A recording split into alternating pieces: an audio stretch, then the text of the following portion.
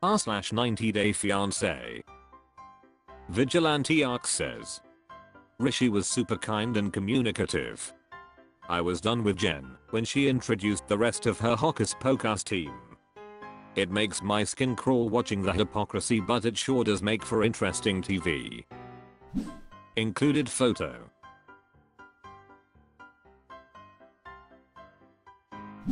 Angel Redux says, Feo Hocus Pocus team. Exactly. Cola 3206 says, that's like saying, even though he was deceptive and a liar, he was a nice guy. No, he knew for 3 years he would not, and did not tell his family about being I love W Jenn. When it finally blew up, he said I will choose my family. Yet for 3 years he told Jenn I will do it, and I just need more time. Yes, on E6, 7, 8 he will still be waiting. In the meantime, Jenn has wasted time. Waste of the pretty. He's a liar and a weak man.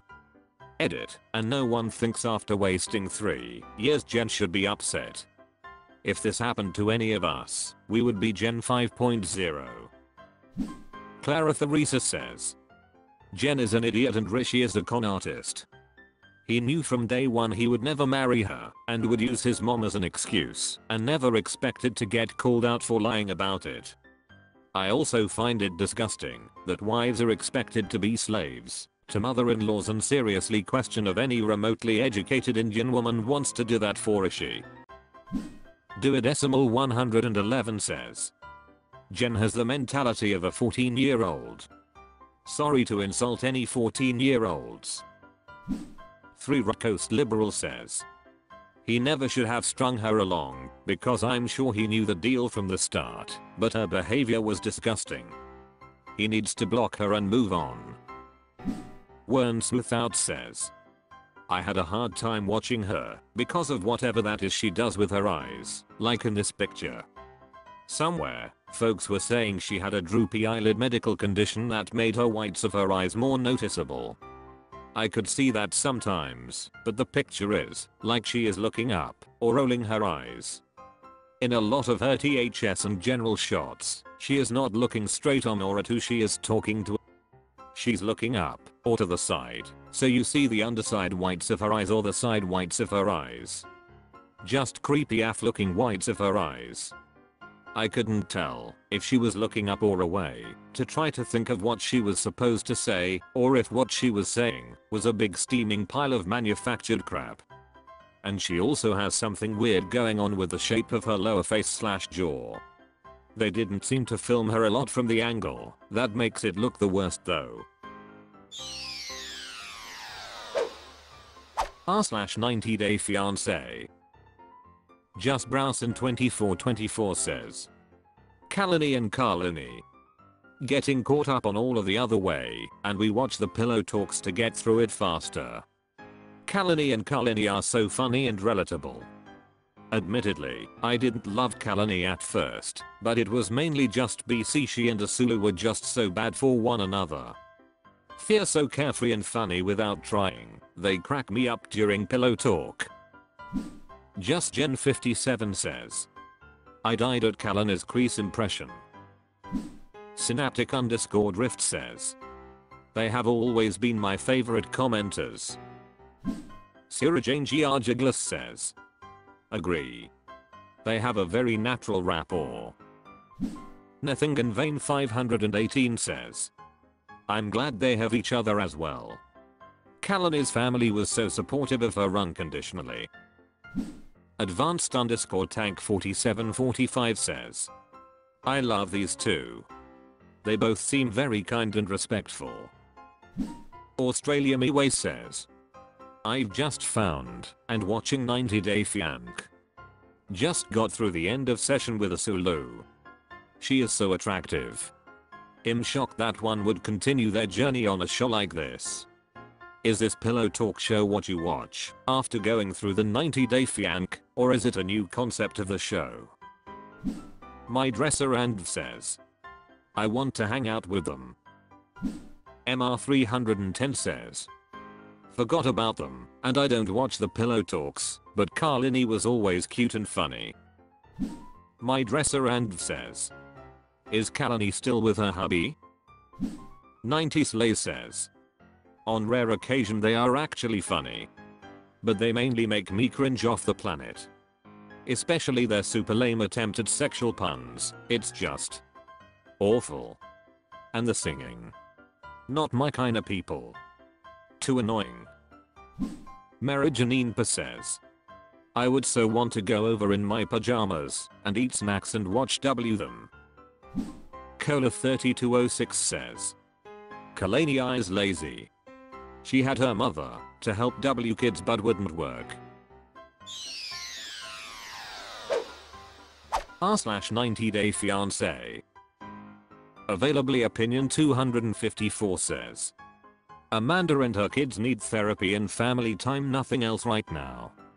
What is she thinking traveling and getting into a relationship this soon?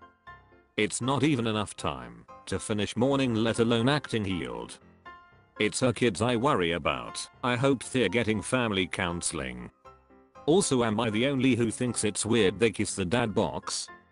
IDK would creep me out sleeping next to it. Agatha Prickly says, I feel for her and her kids. At some point in her life she learned that her only worth in life was to be a wife and a mom. That's so incredibly heartbreaking. Her kids seem very sweet. I hope they all get what they need. Pinky Winky 7 says, you know, if the new guy was an emotionally supportive, financially stable, and family-oriented guy who is not pimping his body out all over the net with Ice Cube, BC could almost understand her moving on quickly. She picked the absolute worst potential partner to expose those poor children to. It's such a disaster. I just can't just know. Yes, it's V says. Exactly, you can tell that she hasn't given herself enough time to truly grieve her husband. She should have taken her kids to vacation for 3 weeks instead.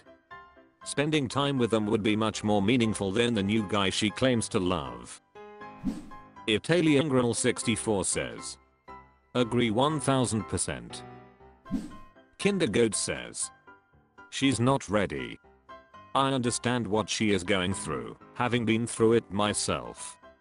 It can be very lonely, but at the same time you need to heal and give yourself permission to grieve. It's been almost 4 years and I'm still not sure I'm ready. Shockhead Pikachu 123 says, honestly, if she chose a nice family-oriented man and us to take care of them, it'll be okay. But some random social media f-boy from Romania? No thanks. Way more trouble than it's worth. Necessitus says, the dad box in the car is weird as hell, and why is she so willing to leave her kids with someone else for 3 weeks? This one is definitely going to crash and burn. Karmic Vision says, everything about this storyline is I'm weird. Pathetic. Quarter Background says, I dated a widower for 2.5 years. I would never do it again. We went to high school together, and I got talking with him on Facebook. About 7 months after his wife died from a 4-year cancer battle, he latched onto me. I broke up with him a bunch of times because there were serious red flags. He wasn't willing to move forward or heal properly. It was 3 years after her death and nothing changed at his house. All of her stuff was in a bedroom across from his bedroom. This room looked like a pack rat explosion. I knew it was too early, but he'd woo me back. He ended it 7 months ago, which was a total shock. He hasn't made any attempt to contact me or my 12 years old son who he was close with and is now hurt due to his abandonment. Hindsight is 20/20. I filled his gaping hole of sorrow. My son and I were good distractions. Op is right that it is too damn soon and confusing for the kids. L. r/90DayFiance. Miss_night_owl says, me getting ready to snark live with the Hamily tonight about the new season. Included photo.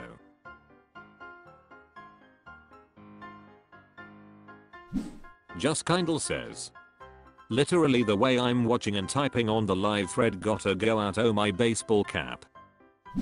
Sit the cancer Subreddit says. Oh yes. Huntrussia says. I'm ready. Reality Radar says. Lol. Yep, that's it right there. Is it 7 PM? Yet. Kara 112 says. You're non all. Girl Scout Cookies 365 says. LMAO accurate. Chemical Routine 9893 says. I can't believe those two are still together. Dnima says. I was okay until they brought Gino and Jasmine on. Gag. Button says. New season starts tonight. Salom 0 on 27 says. Lumfeo I effing love this. Rubioff Harales says. Laughs like Gino.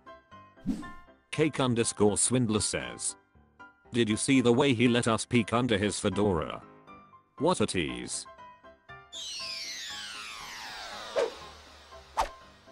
That's all for this video, thank you for watching, please subscribe.